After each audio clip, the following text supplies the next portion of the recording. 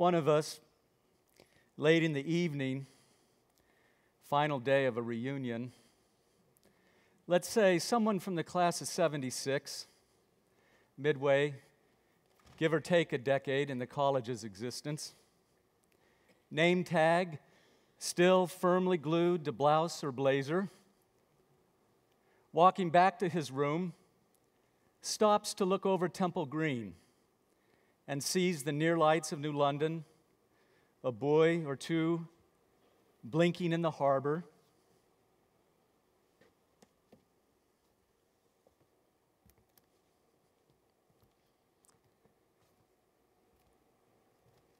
And behind them, in a pillowy ridge of fog, pushing up from the sound that soon obscures everything below,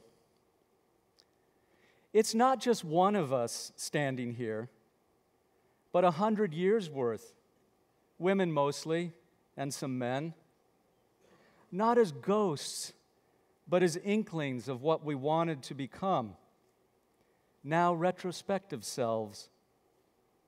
And yet, even as the years amass, a few of us, like this alum with her half-filled glass of reunion-grade Chardonnay, or Malbec, a smear of hors d'oeuvre on his collar, and wadded in her pocket a cocktail napkin with the stencil of the college's seal and blurred motto, wouldn't feel, breaking through the ambivalence of return, some deep, abiding, okay, let's say it, love for this place, with its now quaint church spire, pseudo-Gothic buildings, absurd and slightly harassing camel. And whereas they won't need to be in heaven, the trees are labeled, not with names like J.A., Crow, and K.B., but the finer parsing of maple, oak, and beech, with their distinctive limbs and leaves shaped with care and planted with an image of what they would become in 20, 30 years or more, and not merely to make the place attractive for perspectives, but to cultivate a metaphor of art, order, and ardor, a working curriculum that mirrors an older notion of liberal arts, with its invitation to consider how an acorn might contain the world and not the other way around, i.e., the world an acorn. Because you've learned the world is only an idea whose value shifts according to the business of the day and politics. But an acorn is always an acorn first. Truth and not a whim, i.e., a rose is a rose is a rose, which means the tree's ardor is more interesting than their art and order. That's why we're standing here above the cool May fog, ardor for a place and time, affection for the traced shadows of limbs and mostly blossomed leaves, made from the lighted rooms of Harkness and Freeman, or in the remembered glint of sunlight off Cummings in early evening, when possibility and eternity seem the same. Do you remember getting lost in the fog of a thought in the art of your artful thinking, cramming it into shape late at night, or during a final on Paradise Lost, in which not only did you think you saw the cosmos in Milton's cosmos, but thought, ha, you could describe it. And then you got your grade.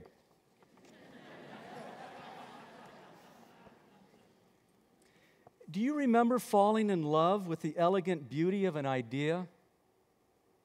The way Professor Kranz would hold a drawing that looked at one way, you saw a rabbit, but another a duck, and asked you to imagine two faces of Western culture.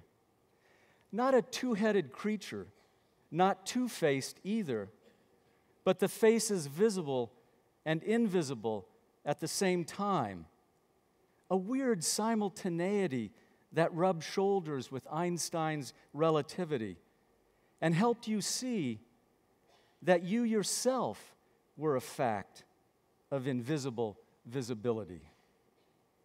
Or Professor Despolatovich's patient fervor explaining praxis as he pushed his daughters on swings.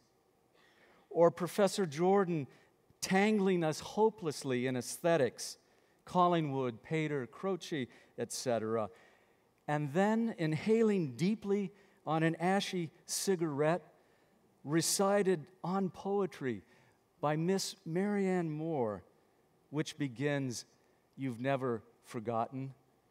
I too dislike it." Did he really say when he finished, "I'd like to send her a MASH note"? I hope he did. Because even if you didn't understand much of what he said about aesthetics, like me, you understood his heart and what he loved. And talk about aesthetics. Was that Emeritus Suzanne Langer returning books to Palmer? And with what wonderful, cracked, delicious, ironic, earnest teasing, Professor Taranow might begin a class by peeling off her white gloves while recounting how the night before Hamlet's ghost had come to visit her. Such quiet ardor. She was Sarah Bernhardt's biographer. Or Bob Dolly, the heavy-set guy with small ears, belly straining against a white t-shirt, directing his crew to plant the trees we see today. The kind of man Robert Frost might say, who corrected the world with the black ink of experience rather than the red ink of school.